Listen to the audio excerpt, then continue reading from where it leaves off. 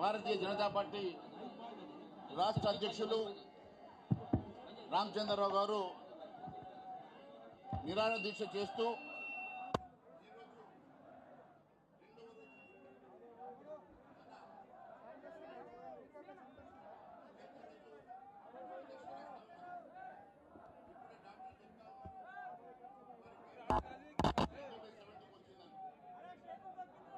అయినా కూడా వారు ఈ దీక్షను కొనసాగిస్తూ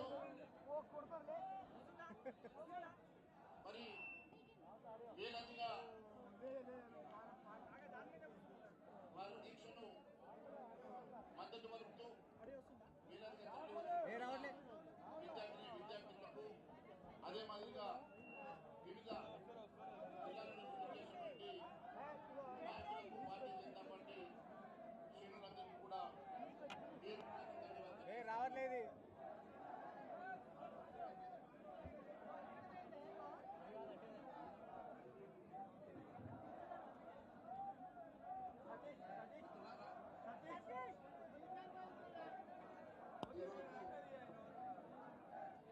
ఏమైందిరా? వివిధ జిల్లాల నుంచి వేలాదిగా తరలి వస్తున్నటువంటి నా విద్యార్థులకు అదే మాదిరిగా వివిధ జిల్లాల నుంచి అత్యంతంగా తరలి వస్తున్నటువంటి నా భారతీయ జనతా పార్టీ కార్యకర్తలకు శ్రేయోభిలాషులకు పేరు పేరున ధన్యవాదాలు తెలియజేస్తా ఉన్నాను.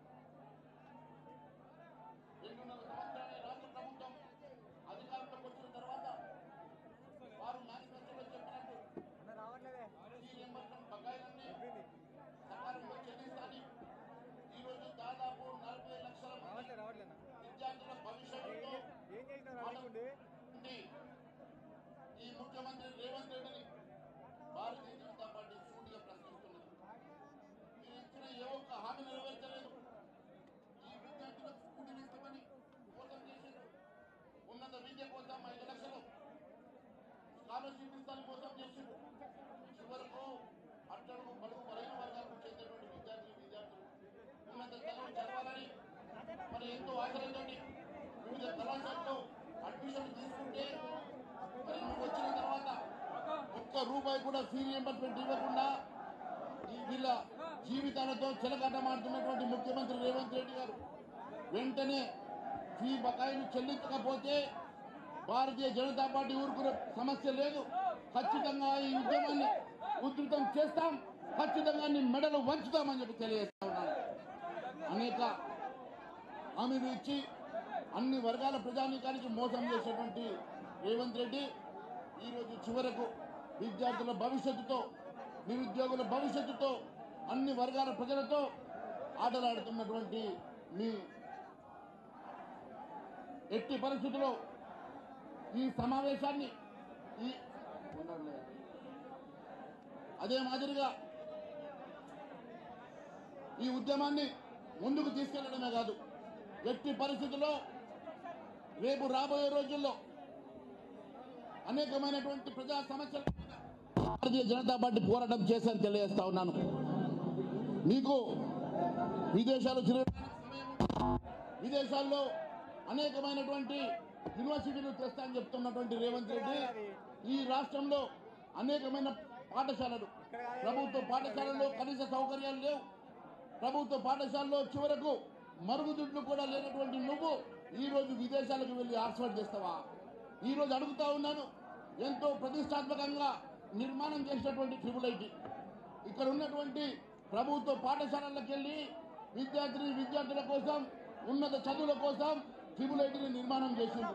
నేను అడుగుతా ఉన్నాను, ఈరోజు దాదాపు 9,000 మంది విద్యార్థులు ఆ ట్రిపుల్ ఐటీలో చదువుతా ఉంటే ఆ ట్రిపుల్ ఐటీలో ఉన్నటువంటి మరి టీచర్స్ ఎంతమంది అంటే కేవలం 19 మంది.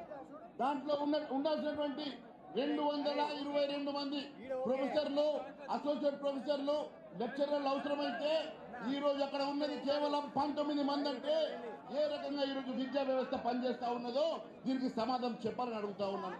9,000 మంది విద్యార్థులకు 3 పూటల భోజనం పెట్టి మరి అక్కడ ఉన్నటువంటి ఫ్యాకల్టీ కోసం సంవత్సరానికి 250 కోట్ల రూపాయలు ఖర్చు అవుతుంది. దానికోసం 2014 వరకు దాదాపు 250 కోట్లు ప్రభుత్వం ప్రతి సంవత్సరం ఇస్తే మీ ప్రభుత్వం వచ్చిన తర్వాత కేవలం 40 కోట్లు మాత్రమే ఇస్తా ఉన్నాం. 40 కోట్లతోటి 9,000 మంది విద్యార్థుల భవితవ్యంతో నువ్వు ఆడుతా ఉన్నావు. నేను అడుగుతా ఉన్నాను, ఈ ట్రిపుల్ 8కి కావాల్సినటువంటి లెక్చరర్లు 222 మంది లెక్చరర్లలో కేవలం 19 మంది లెక్చరర్లతోటి నువ్వు ఏ రకంగా విద్యా వ్యవస్థను ముందుకు తీసుకెళ్తావు? మరి ఇది ఏ రకంగా ఐఐటితో పోటీ పడుతుందో దీనికి సమాధానం చెప్పాలని అడుగుతా ఉన్నాను. ఈ రోజు ఉన్నటువంటి కళాశాలలు, ఉన్నటువంటి పాఠశాలలు, ఉన్నటువంటి యూనివర్సిటీలలో మరి టీచింగ్ ఫ్యాకల్టీ లేక ఈ రోజు విద్యార్థుల భవిష్యత్తుతో ఆడుతున్నటువంటి నువ్వు ఈ రోజు విదేశాలు వెళ్ళి ఏ రకంగా విద్య మరి ఉన్నత విద్యలను ఇక్కడ తీసుకొస్తావో దీనికి సమాధానం చెప్పాలని అడుగుతా ఉన్నాను. ఈ దేశం అనేక సంవత్సరాలుగా, వేల సంవత్సరాలుగా ఎన్నో యూనివర్సిటీలను, విశ్వవిద్యాలయాలను ప్రపంచానికి పరిచయం చేసినటువంటి భారతదేశం. ఆ రోజు నలంద అయితేనేమి, తక్షశిల అయితేనేమి అనేకమైనటువంటి యూనివర్సిటీలకు నిలయమైనటువంటి భారతదేశంలో ఉన్నటువంటి విద్యా వ్యవస్థను బాగు చేసే నీకు కనీస బుద్ధి లేదు. కానీ విదేశాల్లో వెళ్ళినటువంటి ఆక్స్ఫర్డ్ తీసుకొస్తావంట. ఏ రకంగా ఆక్స్ఫర్డ్ విద్యను ఈ తెలంగాణకు పరిచయం చేస్తావో, ఏ రకంగా నువ్వు దానికి మరి డబ్బులు సమకూరుస్తావో దీనికి ముందు సమాధానం చెప్పకుండా ఈ రోజు కేవలం నాకు విదేశాలు వెళ్ళడానికి పర్మిషన్ ఇవ్వలేదని ఏదో పొంగుతా ఉన్నటువంటి రేవంత్ రెడ్డి, నిన్ను అడుగుతా ఉన్నాను, ఈ విద్యా వ్యవస్థ పేరు మీద, ఈ యూనివర్సిటీల పేరు మీద నువ్వు వెళ్ళి ఏ రకమైనటువంటి రాజకీయాలు చేయాలనుకుంటున్నావో మరి కేంద్ర ప్రభుత్వానికి అర్థమైంది. కాబట్టి ఈ రోజు నీ వీసాను క్యాన్సిల్ చేస్తుంది. ఇది తెలంగాణ రాష్ట్ర ప్రజల ఆత్మ గౌరవం నీ వల్ల దెబ్బతిన్నదని చెప్పి తెలియజేస్తా ఉన్నాను. నీవు ఈ రోజు తెలంగాణ రాష్ట్ర ఆత్మ గౌరవంతో ఇక్కడ ఉన్నటువంటి మా ప్రజల సెంటిమెంట్లతో ఆటలాడుతా ఉన్నావు. నీవు ఈ రోజు విదేశాలకు ఎందుకు వెళ్తా ఉన్నావు? నీ రాజకీయ ఎజెండా ఏంది? దేనికోసం విదేశీ పర్యటన చేస్తా ఉన్నావో దాంట్లో క్లారిటీ లేకుండా నా వీసా క్యాన్సిల్ చేసిందని చెప్తా ఉన్నటువంటి నువ్వు దీనికి సమాధానం చెప్పాలని అడుగుతా ఉన్నాను. అంతేకాదు, ఇప్పుడే మా అధ్యక్షులు రామచంద్రరావు గారు నాతో చెప్పారు, ఈ రోజు ఉన్నటువంటి సమస్య ఎట్టి పరిస్థితుల్లో ఈ సమస్య ఇక్కడితో ఆగదు. అనేకమైనటువంటి ప్రజా సమస్యలు తీసుకొని ప్రజల మధ్యకు వెళ్తాం. మొన్న 22 అంశంలో ఏదైతే ధరణిలో జరిగినటువంటి పొరపాట్లు సరిదిద్దం చేయడానికి కోసం మీరు భూభారతి తీసుకొచ్చారో మరి భూభారతిలో జరిగే అవకతవకల మీద 22A మీద గత 15 రోజుల నుంచి భారతీయ జనతా పార్టీ పోరాటం చేస్తూ ఉన్నది. రేపటి నుంచి ఖచ్చితంగా భూభారతిలో జరిగిన అవకతవకల మీద, ప్రొహిబిటెడ్ లిస్ట్ మీద, 22A మీద భారతీయ జనతా పార్టీ రేపటి నుంచి ఉద్యమాన్ని ఉధృతం చేస్తామని తెలియజేస్తా ఉన్నాం. అదే మాదిరిగా వచ్చే నెల 5, 6 తారీఖు రోజు భారతీయ జనతా పార్టీ భూభారతి మీద, ప్రొహిబిటెడ్ లిస్ట్ మీద 2 రోజుల పాటు దీక్షను కూడా చేయబోతున్నామని తెలియజేస్తా ఉన్నాం.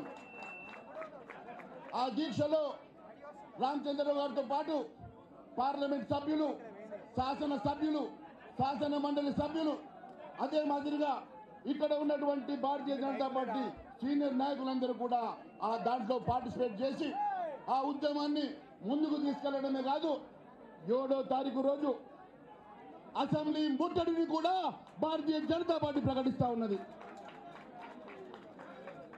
ఫీ రియంబర్స్మెంట్ అంశంతో పాటు, భూభారతి సమస్యలతో పాటు, రైతు సమస్యలతో పాటు ఈ రాష్ట్ర ప్రభుత్వం చేస్తున్నటువంటి అనేకమైనటువంటి అవినీతి, భూభారతి పేరు మీద ఈ రాష్ట్రంలో జరుగుతున్నటువంటి వేల కోట్ల రూపాయల అవినీతి మీద భారతీయ జనతా పార్టీ రేపు అసెంబ్లీ ముట్టడి చేసి ఖచ్చితంగా అసెంబ్లీలో గొంతెత్తి మా శాసన సభ్యులు, శాసన మండలి సభ్యులందరం కూడా ఈ ప్రభుత్వానికి వ్యతిరేకంగా పోరాటం చేస్తామని తెలియజేస్తా ఉన్నాను.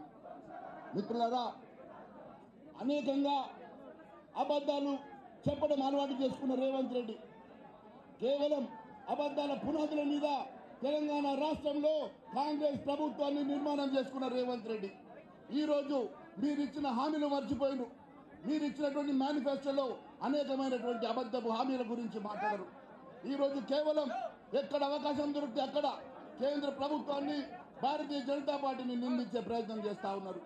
నేను అడుగుతా ఉన్నాను, ముందు మా ఇక్కడ ఉన్నటువంటి 40 లక్షల మంది విద్యార్థి భవిష్యత్తు గురించి రేపు ఎట్టి పరిస్థితుల్లో దీనికి ఒక షెడ్యూల్ ఇచ్చి ఖచ్చితంగా పెండింగ్ బకాయిలు చెల్లించకపోతే ఖచ్చితంగా భారతీయ జనతా పార్టీ ప్రజల మధ్యన ఈ ఉద్యమాన్ని ఉధృతం చేస్తామని మరొకసారి తెలియజేసుకుంటూ భారత్ మాతాకి